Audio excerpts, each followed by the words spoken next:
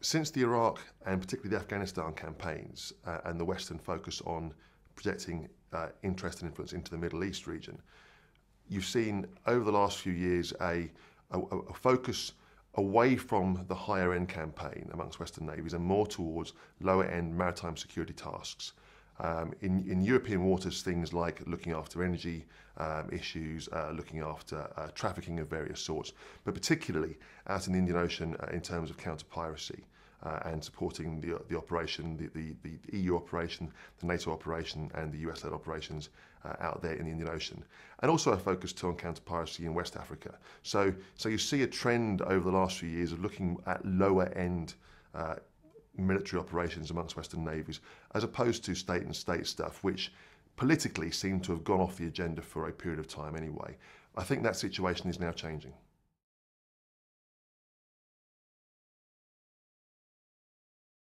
Alongside the Russian Navy being very active in the Black Sea region at the time of the Georgia campaign, in which you saw Russian naval forces striking ashore, landing ashore, conducting blockades at sea, and actually on fleet engagements at sea.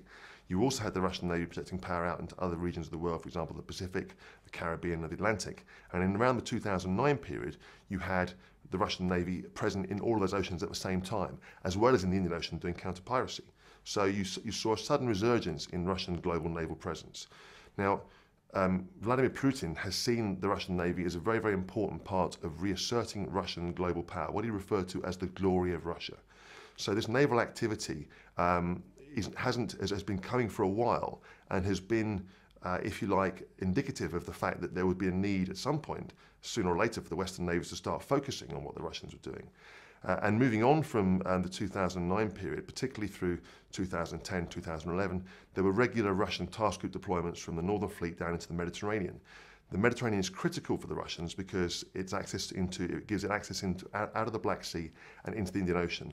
And the crisis in Syria meant that Russia lost its access to basing ashore in Syria, so has said in recent times that it wants to establish a permanent presence in the Mediterranean. And in so doing, in putting this task group in the Mediterranean almost on an annual basis, it has sailed very close to UK waters, for example, on a number of occasions, and we've seen Royal Navy warships having to escort Russian carrier task groups around UK waters. So the Russians have been using their navy with either air flights or task group deployments, or even, according to the press, submarine deployments, to see how Western powers might react to this resurgence. And until recently, the reaction has been quite quiet.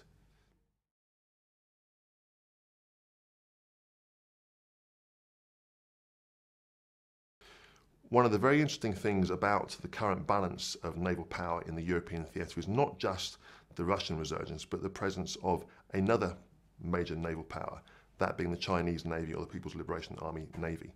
In 2011, in the Libya crisis, something which of course attracted a lot of attention from the Western point of view, what is not known too much is that the Chinese Navy was there too. Now, given that the Chinese Navy had only just in 2008 started stepping out from the Pacific into the Indian Ocean, for it to be in the Mediterranean only 3 years after that is quite a statement. Now, the Chinese were there to look after nationals being evacuated from Libya during the crisis. But what was important to bear in mind was that the Chinese learned very quickly that to be able to support their interests at distance in a range of different places, they had to have naval power that was sustainable. So they used the Indian Ocean Task Force, Counter-Piracy Task Force, to project power into the Mediterranean. And since 2011, they have been there quite regularly. They have interests as a nation in terms of the shipping industry in places like Greece, and they have interests in working with nations that can give them access to resources, because the Chinese need resources for their people. So Chinese naval presence in the Mediterranean has been growing since 2011. And what was particularly interesting in the sort of 2014 timeframe were two things. First of all, the cooperation they were carrying out at sea with the Russian Navy. First time they were working together in the instance of removing chemical weapons from Syria, and they used that example, that opportunity, beg your pardon, to be able to carry out exercises together. and declared publicly they would do this more in the future if the opportunity so arose. So you had this interaction between two naval powers in the Mediterranean, which raises the question of how the Western naval powers will view that. But secondly, from the Chinese point of view, they conducted a series of port visits in places like Turkey, in France, and in a number of places in the Mediterranean region, even as far around as Lisbon in Portugal. So this raised the question of when would they start to come even further north? Because, of course, the Chinese have interest in the Arctic from a resource point of view and from a shipping point of view. And lo and behold, in late 2014, early 2015, a Chinese naval task group visits ports on the English Channel, which raises the question of just how far and when they will go even further north. So this raises the question of how Western European navies view this Chinese presence. China is a very strong trading partner potentially, but it also is a power whose strategic direction we don't really know and understand. So the US clearly sees concerns about its relations with China going forward. Do Western European nations and their navies share those concerns? They talk, the Western European navies, about positive interaction with the Chinese, and there have been some exercises that have gone very well. But you still have this question of what is China's intent in Europe and what does it mean for the Western powers there and their navies, and to what extent should it be a focus for naval thinking and naval activity amongst Western powers in the region.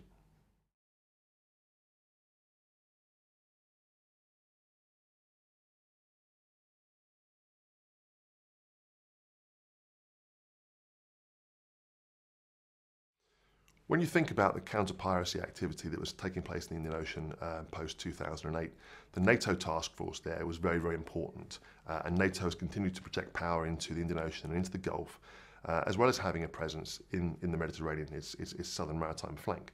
But a lot of the exercises that NATO was undertaking were focused on things like maritime security tasks, on counter-piracy in particular.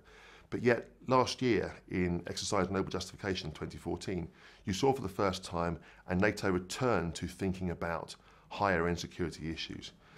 On the back of Afghanistan and coming out of the 2014 Wales Summit, and in the context of the changes in how Russia has been conducting itself in the European theatre in recent years, NATO has clearly returned itself towards looking at the issue of state-on-state activity. And in particular, the flexibility offered by naval forces gives it the chance to exercise those forces for a range of tasks, from the lower end stuff such as counter-piracy up to the higher end potential state-on-state crisis situations. And this is the latter part. It has been doing more since 2014 in Noble Justification. In Exercise Joint Warrior recently, we conducted off the west coast of Scotland, we saw a focus on anti-submarine warfare, which is a high-end NATO skill that arguably has atrophied a little bit since the end of the Cold War, but the timing was interesting in that NATO focuses on ASW and an exercise just as there are more press reports of Russian submarine activity in the region. So we're seeing, and not before time, a NATO reawakening of focus on the state versus state naval engagement, not necessarily in a confrontational manner, but just an awareness of the need to prepare for all eventualities, including high-end operations.